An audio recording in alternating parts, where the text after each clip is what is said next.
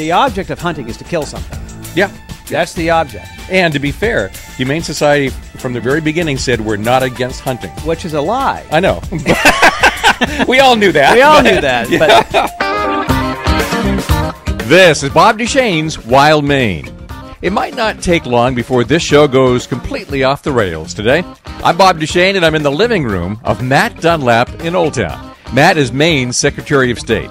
He's also an historian, a sportsman, and over a decade ago he chaired the legislature's Inland Fisheries and Wildlife Committee. So he's got some pretty good perspective on what we just went through on the bear referendum. Did we learn anything from it? Did we even have the right debate? How do hunting ethics evolve? A lot of terms got thrown around like unfair, unnecessary, unsporting, but these mean different things to different people. How do you even define cruel when the whole object of hunting is to kill something? These are the discussions we should have had over the last year and didn't.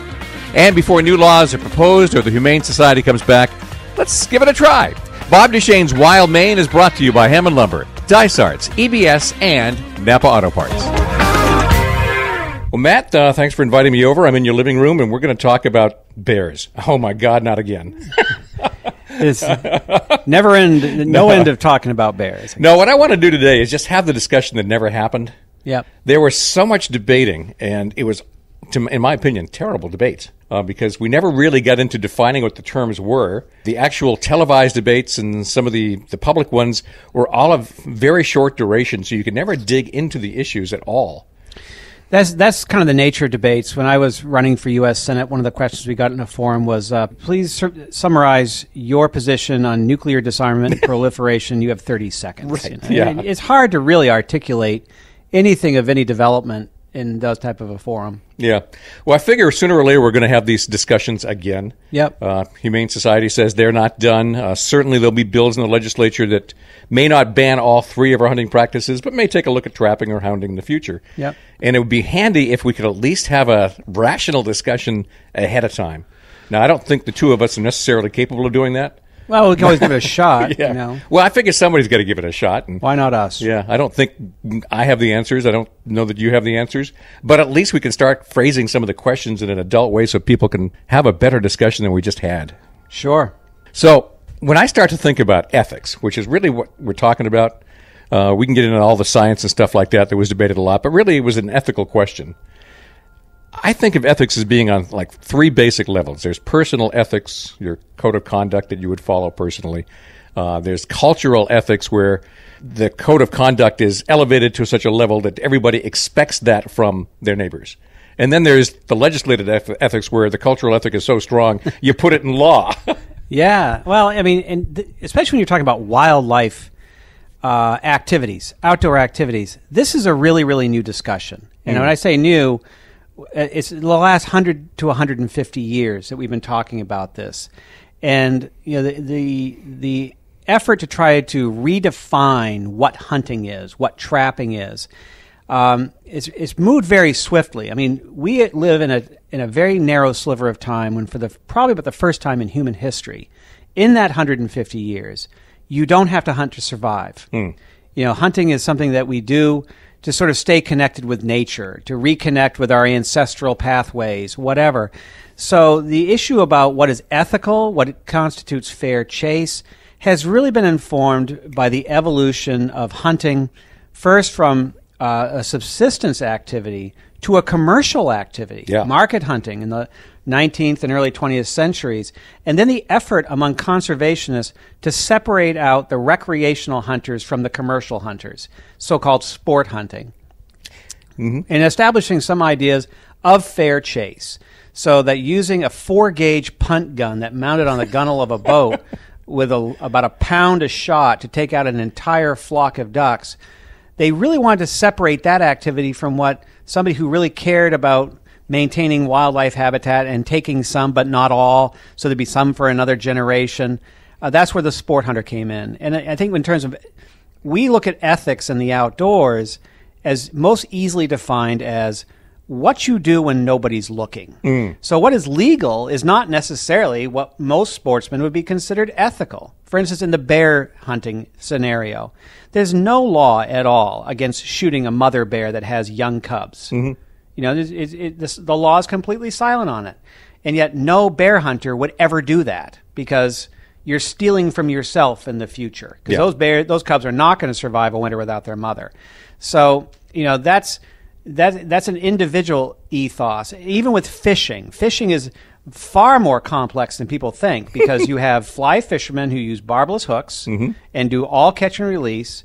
You have guys that ice fish, you know, they throw a can of dog food down the hole to chum the hole, and they'll eat anything that comes out of that hole. Guys who tie on a smelt and troll all day. People who are only interested in doing catch and release bass fishing, and really a whole spectrum of people who engage in fishing. So fishing is not just fishing. So what constitutes ethical there is really very, very subjective, and it's difficult, almost impossible to define in law. Yeah, and it evolves, as you point out, over time. When you look back to around the turn of the 20th century, Hawk Mountain in Pennsylvania is a famous hawk watching site. Used to be a shooting site. Yeah. Hunters would gather up there and blast every hawk they could out of the sky. There used to be a bounty on bald eagles back in the day. Yep. And Audubon did most of his bird watching through the beat of a shotgun. Yeah. You know, he didn't draw those birds from life. No. He would shoot them and lean them against a windowsill and paint them from that way. Yeah, which was the way it was done. That's the way it was done back then. Now, when I talk about going from personal to cultural to legislated ethics, that really isn't a hierarchy. There are some things that are extremely cultural. Cheating on your spouse, I think most people would frown on that. But on personal ethics, maybe not so much for some folks. And it's not illegal. And we don't legislate it. It's not illegal. It's a strong cultural bias, but we don't put it in the law. Well, of course, there's the old saying that you can't legislate common sense. Yeah. And common sense plays into this because, when we talk about, say, landowner relations, the trespass laws strongly favor landowners. But a sportsman who's using unposted land is typically very careful with their activities. They don't drop a bunch of litter. They don't cut down trees because they want to maintain that relationship, even a silent relationship. So, and they look at that as just plain common sense. Why would you set yourself up to be shut out of a place? And the same thing would apply to most sporting activities as well. My guest is Matt Dunlap, Maine Secretary of State. Today's show is about hunting ethics, which do evolve, but usually with a better debate than we just had over bears. Ethics are personal, but they're also cultural. In a moment, we'll take bears as an example and tackle the question, at what point do I have to live by your personal ethics? This program is Bob Duchesne's Wild Maine, and the radio station is Sports Radio 92.9 The Ticket.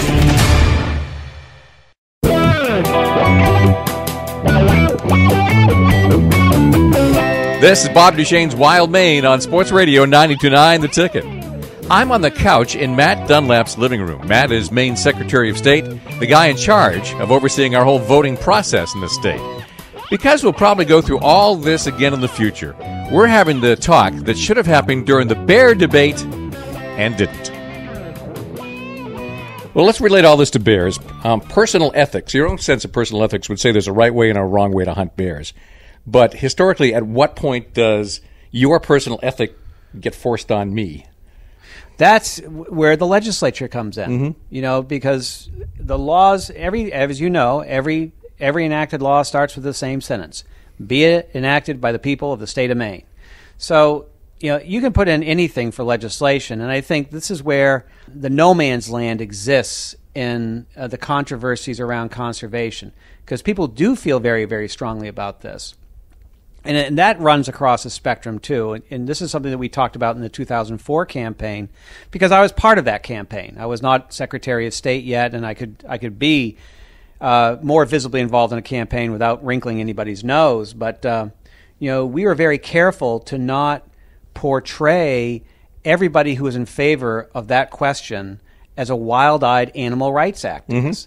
Many campaigns do. They say this is what they're really after. They're after pet ownership. They're after laboratory testing. They're after animal products. They want to get milk out of the grocery stores. I think that's more or less effective, I guess. But when somebody believes something so strongly that hunting is wrong, or trapping is wrong, or use of dogs is wrong, or bait is wrong, and they try to make that the cultural norm, that's when you have a referendum debate like the one we just had. Yeah. And the reality is the public is broken into basically three segments. You have about 20% that are sportsmen or sympathetic to sportsmen. They may not hunt themselves, but they have a spouse or a family member that hunts. You have 20% that are so vehemently against hunting they would never even allow a hunter into their house. Mm-hmm. But then you have the middle 60%, that don't know much about it, don't really care, and that's what carries the election.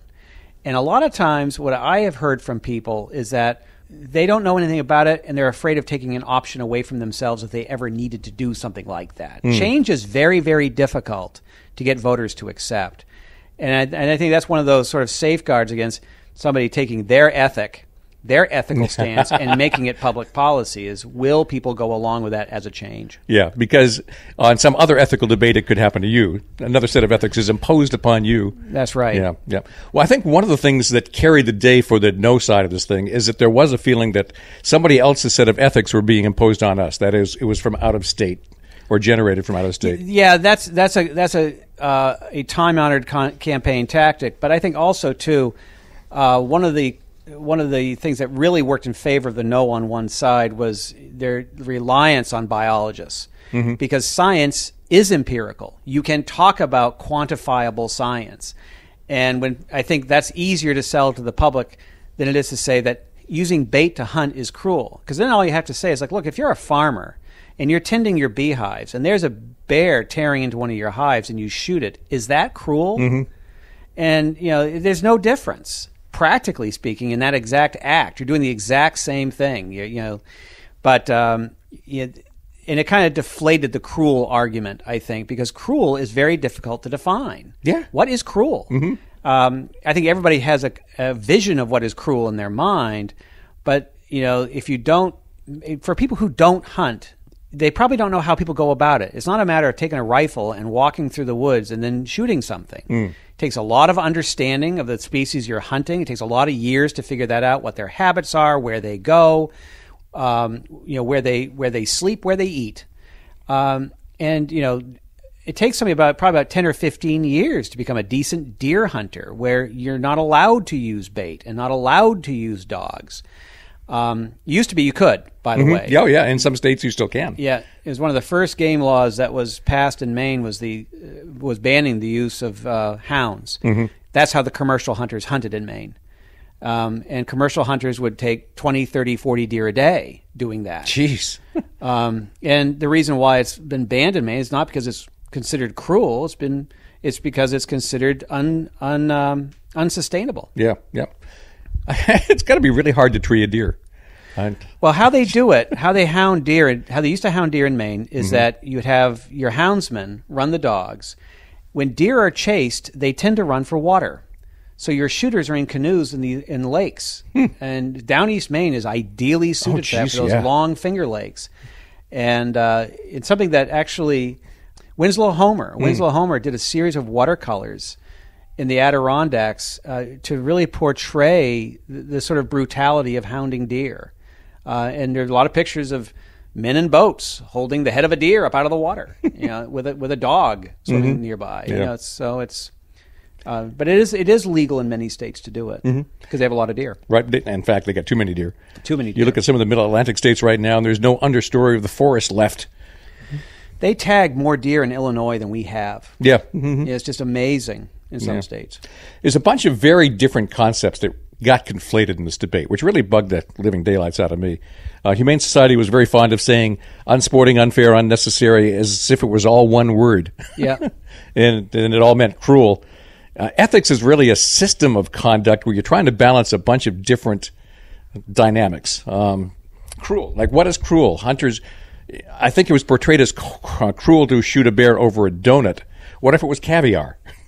Well, exactly. And that's why the word cruel is so hard to define because it means so many different things to so many people. I mean, I actually did some academic work for a conference I went to about the use of language in referendum debates. And I compared and contrasted the Bear referendum of 2004 with the partial birth abortion debate. I think it was in 1999. It was another citizen initiative. They use a lot of the same language. Unnecessary is a favorite word. Mm-hmm. Savage, brutal, barbaric. Barbaric is another favorite word. Yeah. Somehow hunters are barbarians.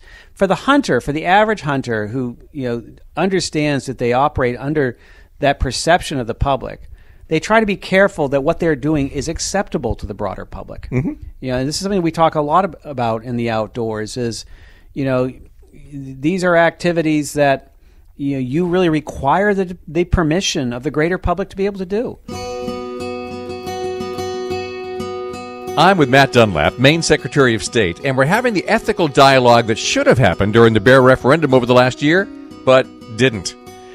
I'm Bob Duchesne, and I admit that a lot of the arguments being made over the last year were confused. For instance, every hunter wants the quickest, most humane kill possible. No true sportsman wants to see an animal suffer. Yet the referendum would have outlawed the one method that leads to the quickest, most humane kill possible. Somehow, in the eyes of the yes side, the addition of donuts made the least cruel outcome cruel. Well, we'll get into that when Bob Duchesne's Wild Maine continues on Sports Radio 92.9 The Ticket. This is Bob Duchesne's Wild Maine on Sports Radio 92.9 The Ticket. Saturday mornings at 9, Sunday mornings at 8. Matt Dunlap is Maine Secretary of State, but he's also an amateur historian, an outdoorsman, and he spent 8 years representing Old Town in the Maine legislature, 6 of those as chair of the Inland Fisheries and Wildlife Committee. Whenever there has been a discussion of hunting ethics over the last dozen years, there's a good chance Matt was at the table. One of the discussions over cruelty was it cruel to shoot a bear over bait when you get a quick, very humane kill? The hunters listen to the other side saying, wait a minute, I can't think of any quicker and cleaner way to do this. Whereas it was the proponents of the referendum who advocated for fair chase, which usually means lower percentage shots and more wounded bears. The two didn't match up. Well, let me go back a little ways, because when I was in the legislature, a mythology grew up around me that, because I was on the Fish and Wildlife Committee. I grew up on a farm in Maine, and I actually had a trapping license and a trap line really to protect the chickens and other livestock from raccoons and foxes. And I had a trapper show me how to do it. And I did it for about 5 or 6 years, and it was a great experience. That was really the furthest extent of my experiences in the outdoors before I got elected to the legislature. I did some fishing. I'd been hunting. I never tagged a deer till I was chair of that committee. But people think I'm like Daniel Boone. So when this became controversial around 2000 or so, and the Friends of Animals and the Humane Society were bringing forward these bills, I thought, I've never done this. I don't know anything about it. But, I'd like to learn. So I had a friend of mine up in Alton who had a chunk of land, and I asked him if I could put a bait out there and try it. Mm-hmm. He said, actually, can I come with you? And it wound up being me and him and his brother and father. And we set up, I was still working in kitchens, so we had a lot of access to a lot of different types of foods. Mm-hmm. And it's true. They push everything else out of the way for the pastries and the sweets, the heavy fat stuff. Fryer-later grease is a favorite because they're building on their winter fat to hibernate. Sure. Yeah. And I'll tell you, though, we worked that bait for 3 years.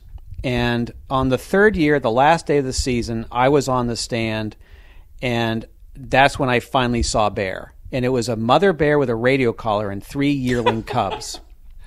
And it was truly one of the most profound things I've ever seen in the forest. Because they're not like deer. Because when you're hunting deer, it's during mating season. They come crashing through the woods. You can hear them 50 or 100 yards away. Branches breaking, leaves shuffling. Bear move like shadows. It's like ink. And I can remember seeing them coming completely silently. And I never took the safety off because I wasn't going to shoot a mother bear with cubs. And I had a radio collar, too. And I watched for about 15 minutes while they fed at the bait, and then they ambled off in another direction. Later that fall, it was actually in December, after the deer season was over, I ran into Randy Cross at the Old Town Trading Post, and I told him about that amazing experience I'd had. I learned a bunch of things. First of all, the baiting's not as easy as everybody said it was. Yeah, right. And you got to be there when the bear's there. Yeah. And, you got to have the right bear to shoot. And he said, well, it's actually too bad about that bear. I said, what do you mean? He said, a deer hunter saw it and took a snapshot at it and took it. Didn't see the cubs till after he fired. So those cubs probably aren't going to make it to the winter. And by the way, there's no law against shooting a radio-collared bear either. That's part of their mortality study. Exactly. So And that was a real object lesson for me about, what you just described, the so-called fair chase, which is something, that's how they hunt in the Pacific Northwest, because they have those broad river valleys where you can see for 2 miles. And the bears tend to feed along the rivers because they have those massive runs of salmon, both grizzlies and black bears.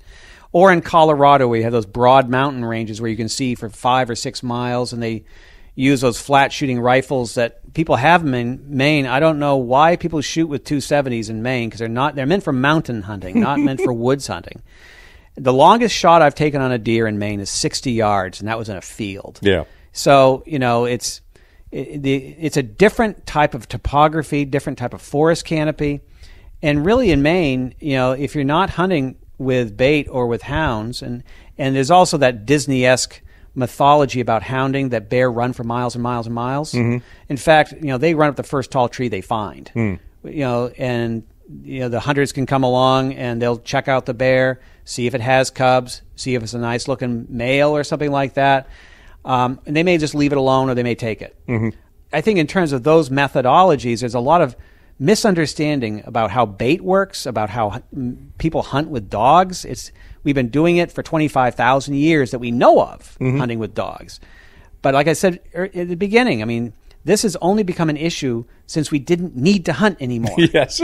And when we needed to hunt for food, these were practices that were not questioned at all.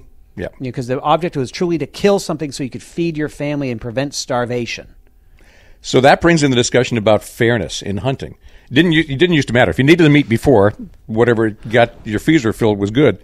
But now, because we are into a sporting ethic where fairness matters, it'd be handy if we could actually define what fairness means. So I'll start.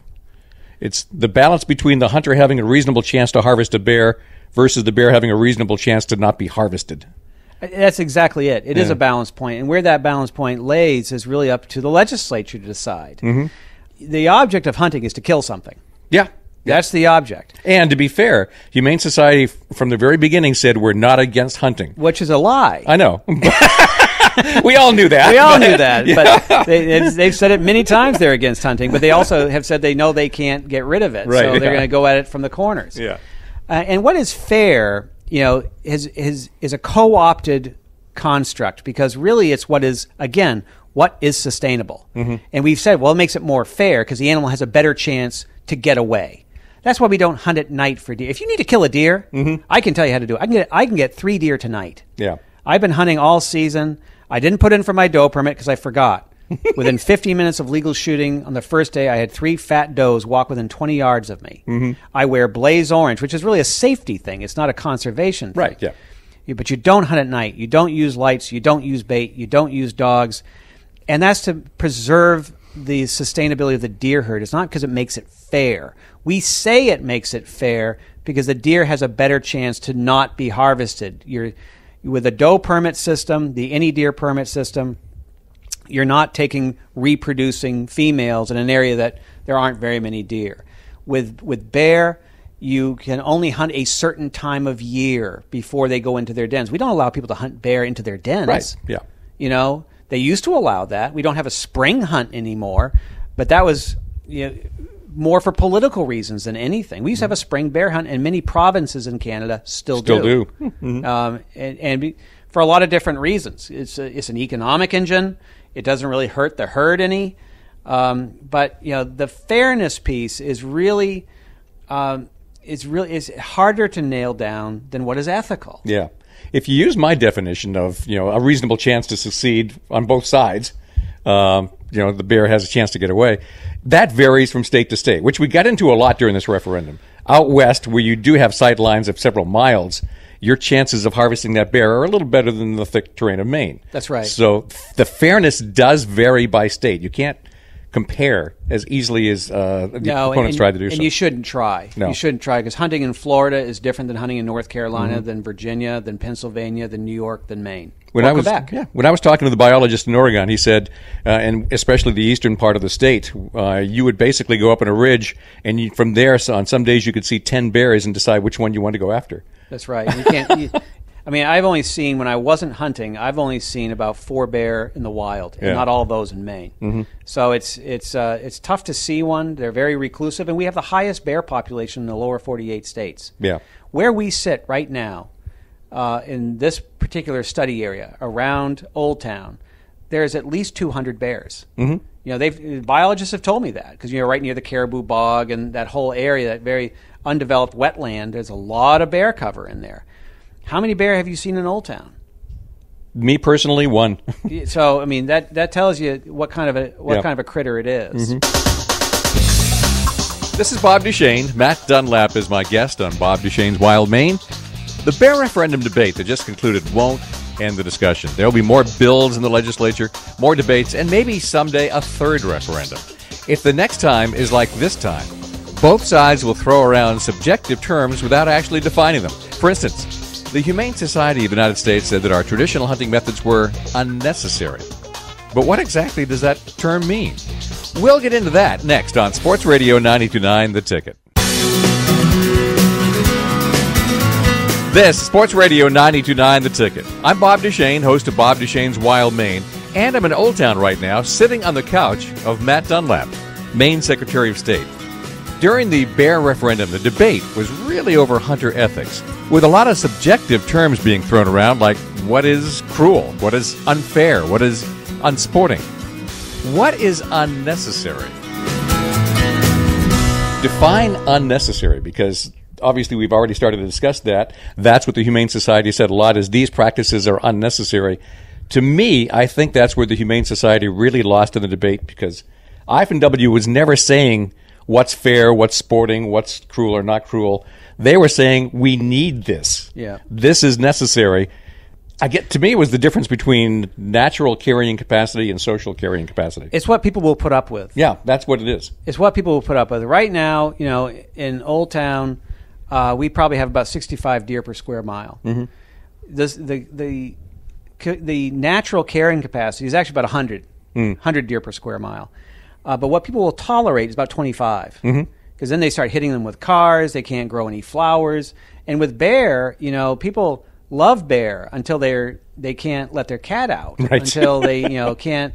They have to padlock their trash in a metal bin. You know, then bear become a problem, and it becomes less sustainable for people to tolerate. And I think that you're right. The public didn't buy that because no. Because again, I mean, bear hunters make up a small segment of the hunting population. Mm-hmm. We don't need to hunt.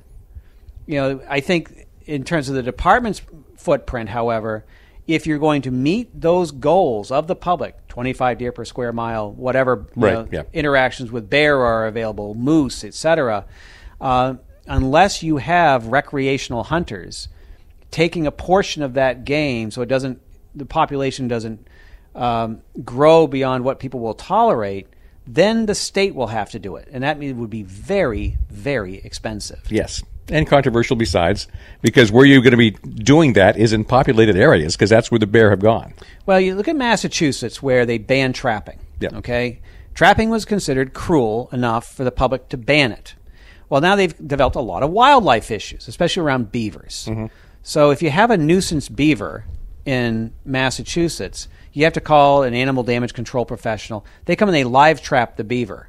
So the landowner would be forgiven for assuming that the animal damage control officer takes that beaver away and releases it in a park where it can play with its other exiled friends. In fact, what they do with those beavers is they take them away where the landowner can't see them, and they shoot them, and then they throw them in the dump. Mm-hmm. So what have you achieved in terms of public policy? Yeah.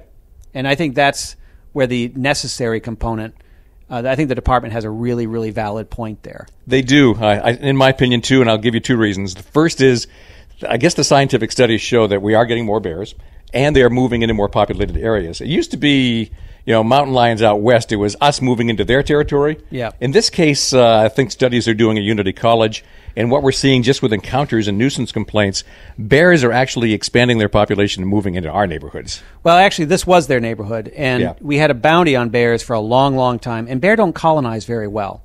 That's why you have more bear up north, out west, and down east, the western mountains, and the central Maine section. The bounty was ended in 1957 when they decided to manage them in a different way and call them big game animals and get hunters to take them. And it's been a big success, probably the best program of its kind in the country. But the protocol, this is why bears stay within about a 30-mile radius of where they were born. And nuisance bears are made, they're not born. So what happens with a nuisance bear, usually in a subdivision, is that a bear gets into somebody's bird feeder, or they look out their window and they're washing dishes, and there's the bear, licking their grill, and they want to take a picture of it. And they want their grandmother to see it. And so they'll put out a little bit of food for it. Or they don't take in their bird feeder, or they keep putting trash out. And then they get sick of it. Well, the bear's going around to all the other houses too now. It's found a food source. And they pull in finally all the food and all the bird feeders, but it's too late. The bear keeps coming around. Now it's starting to poke its nose into the screen door. And then they call the game warden, and now they've got to deal with a nuisance bear. So the protocol is you put out a barrel trap. It's on like a culvert trap on a trailer. They bait it. They catch the bear. They get a biologist in. The biologist comes in. They tranquilize the bear. They pull the bear out of the trap. They weigh the bear. They pull a tooth from the bear to age the bear.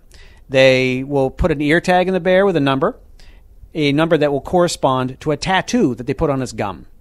Then they put the bear back in the trap, give it the antidote to the anesthetic, and then they hook the trap up on the trailer to the truck.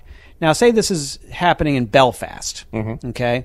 They will drive that bear someplace like, say, Danforth, probably 200 air miles away or 150 air miles away.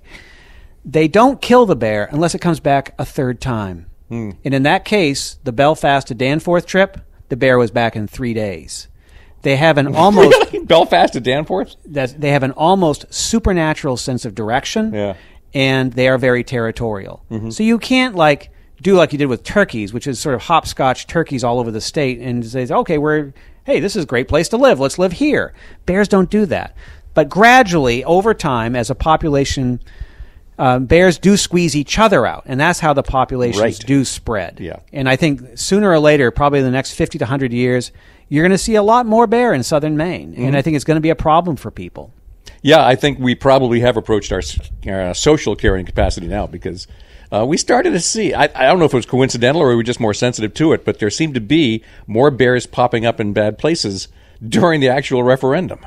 Yeah, and also in other parts of the country, some very high-profile tragedies, really. A hiker that was killed. I can't remember what state that was. New Jersey. In New Jersey. Of all places. Of all places. Yeah.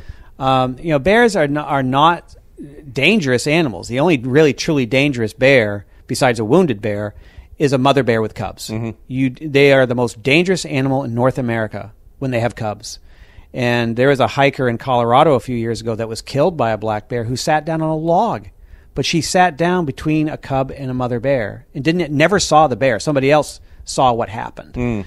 So, I mean, that's pretty graphic right there. But, yeah, the timing of that was very bad for the Yes on One campaign to have those types of incidents where people were hurt or killed by bears. Matt Dunlap is my guest. This is the discussion that should have happened when the Humane Society of the United States spent $2 million trying to tell us what our hunting ethics should be. Most of us agree that Mainers can figure that out on their own, but it does mean we should talk about it now and then.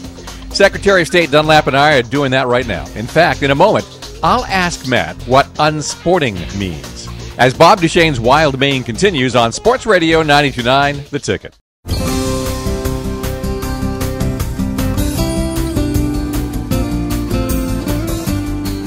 You are listening to Sports Radio 92.9 The Ticket. This is Bob Duchesne's Wild Maine, and Matt Dunlap is my guest. He's Maine's Secretary of State. We're sitting in his living room trying to have the discussion that was almost totally missing during the bear debate over the last year. We often heard that Maine's methods of bear hunting were unsporting. What is sporting versus unsporting? This is, again, ethical versus unethical, or is that a different term?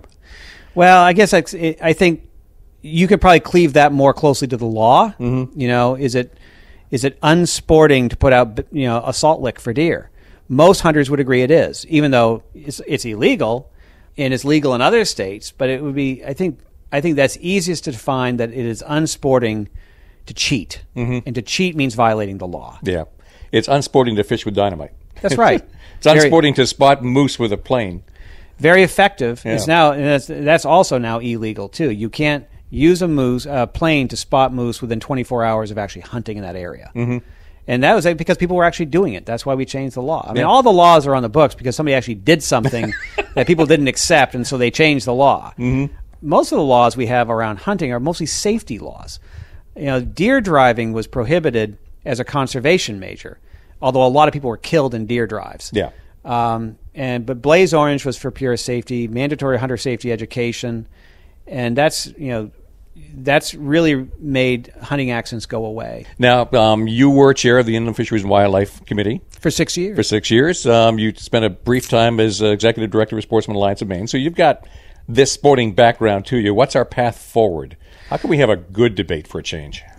I think it's going to be another debate, probably around the lines of what should be debated. Mm-hmm. And I know there's now a nascent effort to amend the Constitution to keep this type of stuff off the ballot. There was an attempt last year to put out a constitutional resolution to establish the right to hunt, which I had a real problem with because, how do you justify making someone buy a license if they have a right to hunt? Yeah. Can you post your land against hunting if somebody has the right to hunt? Yeah. And so that was really fraught with problems. And I think there may be a broader discussion about what we should be debating and what we should be leaving to science. Mm-hmm. You can't amend the Constitution by citizen initiative. It has to come from the legislature. You may see something similar to that coming forward this session. Hounds and traps. When the discussion comes forward again, baiting will probably be left out of it, at least temporarily. I think so. Yeah. One of the things that perplexed me was this whole idea that putting GPS collars on dogs was unsporting. It seemed to me that people didn't understand the reason of those GPS collars. So you could find their dogs. Yeah. I think people were looking at it as a video game of some kind where you use this to get to your bear faster. Yeah. In reality, you've got a valuable animal there, and you just release them in the woods. And I think what people don't understand about guides, when they buy dogs, they usually buy them all trained. Mm-hmm. And they'll pay $5,000 for a dog. That dog will work all season, especially like bird dogs. I remember reading the story of a rabbit hunting guide in Florida who couldn't find his dog, and he had a radio collar on it. Found the dog along with the radio collars from several other dogs in the stomach of an alligator. Oh, geez. So, that's what the radio collar is for, so you can find your dog. It's not so it's easier to hunt the bear. And I think that's part of that misunderstanding about what hounding actually looks like. Mm-hmm. I've never hounded bear. I've hunted over dogs before, mostly for birds. But they do different things depending on what you're hunting. Like when you're hunting rabbits, they get the rabbits when chased run in a circle. Mm-hmm. So that's what the dog does. It chases the rabbit back to you. So you have a better chance to shoot it. I've only shot one rabbit in the woods when I wasn't using a dog. Mm-hmm. So there you go. The knock on having the legislature do what the legislature is supposed to do is that it's dominated by the sporting community, that no legitimate conversation is going to happen in the committee that you chaired for 6 years. Yeah. True? No. That's my opinion, too. No. Why isn't it? I think, again, it gets into what the public will accept, and actually, like Jane Eberly was on that committee, and she didn't hunt at all, and she was often spoke up as the voice of the non-hunter on the committee. And you got a lot of unanimous reports out of that committee. Mm-hmm. That was after my time as chair. But, one of the things I was proud of about our committee when I was on is that we didn't really ever talk about hunters versus non-hunters. We talked about the resources, putting the animals first. Yeah. What's best for the deer herd? What's best for the bears? How do we protect endangered species? It was on my committee that we listed invertebrates for the first time on the endangered species list over the objections of the sporting community who said there weren't enough resources in the department to protect deer. And here we are going after protecting insects.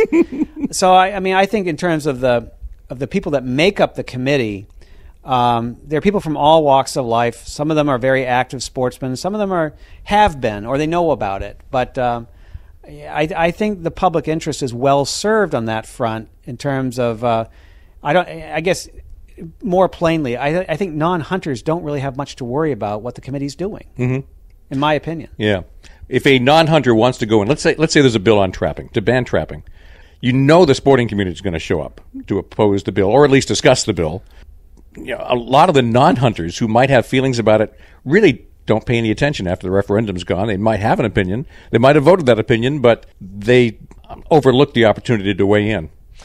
Yeah, and I think that's true because you look at the no on one side this last fall, and of course we're still running the numbers on the tabulation of the vote, but we predicted about 55 to 60% turnout, 59.8 what it was. And we also predicted it would be higher in the second CD than in the first, and it was because of the bear referendum. And the reason for that is that people in rural Maine, this is something they cling to. The outdoor traditions are something that are very, very important to people in rural Maine. If you go back to the Taxpayer Bill of Rights as a comparative example, the mistake that the conservative movement made in putting forward the Taxpayer Bill of Rights was that they assumed that people who are very conservative would rally to the issue, and then they also assumed that progressives couldn't get organized. Progressives took that very seriously. It was a very deep cultural issue to them. They felt it was going to close a lot of schools. It was going to make healthcare out of reach for a lot of seniors, and they really put their heart and soul into it in ways that the conservative side did not. Likewise, with the bear referendum, people who are conservative, rural Mainers saw this as a culture war, and they, you could have had 8 feet of snow like they had in Buffalo on Election Day. Those people were going to get out, and they were going to vote. Yep. And they were going to vote no. And we saw, how that, and it didn't even matter at the end that so many Democrats came out publicly against the referendum. A lot of those people were people who don't ordinarily vote unless it's something they really care about, like a bear referendum. Yep. And while they were at the polls, they tended to vote for Republicans, which is sort of the political blowback on all of this is how does a wildlife referendum affect other things in an election? You may want to ask Emily Kane that question. Oh, sure. She got, I think part of the reason why she lost was because of the bear referendum, driving out more Republicans to the polls. Yep. I think we sort of feel it implicitly in the second CD because we have an extraction economy. That's what we do up here. We cut trees. We cut trees. We harvest critters. We farm crops. Yeah. Along the coast, you lobster. I mean, what our whole economy is essentially based on is taking natural resources and putting them to human use. Almost our entire economy is based on extraction. Yeah, that's absolutely true. And it's also change happens here more slowly. And if you go to places and down, you go to Dexter, Maine, the place where people gather for public events is the Grand Army of the Republic Hall, which was built in the 1870s. So you get into the more urban areas, they're much further removed from this type of thing, and it's harder to get them energized on wildlife issues. So what did we learn from this? Anything? Or are we going to do this all again in 10 years? I think we may do it all again in 10 years. I think what we've learned, and again, getting back to what is going to happen next, it'll be interesting to see how the legislature proceeds on this. I think there will be legislation that will deal with what is available to somebody wanting to do a citizen initiative. Will they be able to continue to do wildlife initiatives? And I think that's going to be an open question. I think Democrats might be more open to putting something like that before the voters because they just got killed. And Republicans would have a hard time saying no to that, even though wildlife referenda benefit them in the election. They're very much in support of Second Amendment hunting issues, as are most Democrats, really. Yeah, honestly, when you come right down to it, it's like, I don't know how this divide ever got into the public perception, but up around here, it's not even true. Well, when gun control bills come forward, they're usually sponsored by urban Democrats. Yeah. That's the reality. So it's kind of hard to make that dissociation after it's already been established. So it'll be interesting to see what happens next. In terms of the public discourse, the reality is, even though there are more hunters now than there ever have been before in Maine, which people don't believe me when I say that, but there are actually twice as many hunters in the field this time of year now than there were 60 years ago. But they make a smaller segment of the population than they used to. It used to be about 20%. Now it's about 10%. So, as our population grows, fewer people engage in the outdoors, and therefore fewer people really understand the issues. That's going to be the challenge, not just for people engaging in referendum fights, but for people who care about conservation. The whole reason we're having this conversation today is because we need to have intelligent, ongoing conversations about these issues. Otherwise, we get stuck in these stupid battles in referenda that we just went through. Absolutely, and I think that's something that is incumbent really on everybody to be a part of and try to understand better whether you support hunting traditions and methodologies or not. Mm-hmm. If we all try to understand a little bit more about them, I think then there will be other referenda, but they might not be so close next time if people have a better idea understanding them. Yeah, and so encouraging the understanding is a good place to start. I think so. The guy thinking so is Matt Dunlap, Maine Secretary of State. Today's show has come straight from his living room, and we're having the same broad discussion that ought to be happening in living rooms across the state.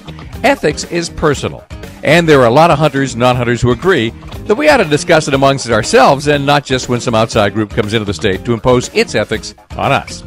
You are perfectly capable of reaching your own opinions. This is Bob Duchesne's Wild Maine, which now airs twice every weekend, Saturday morning at 9 a.m. and Sunday morning at 8 a.m. And it's archived with all the previous shows on the website at 929theticket.com. Bob Duchesne's Wild Maine is brought to you by Hammond Lumber, Dysarts, EBS, and Napa Auto Parts. This is Sports Radio 929 The Ticket.